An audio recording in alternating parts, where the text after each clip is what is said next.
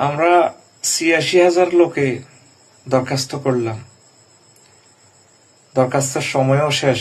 এরপরে পরিপত্র চেঞ্জ করে আমাদের দরখাস্তগুলো বাতিল করা হলো। 18 বছর পূর্ণ হইতে হইতে আর হয়তো প্রিন্সিপাল হওয়ার হায়াত আমরা পাবো না।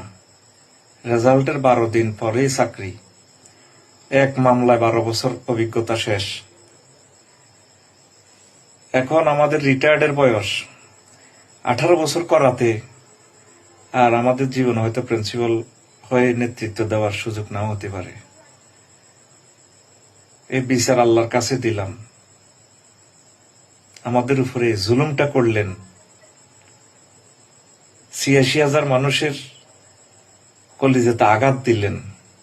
আমরা মনে করছি ডাবিয়ান একজন শিক্ষামন্ত্রী পেয়েছি, আপনি আমাদের বুকে ছুরি চালাইলেন।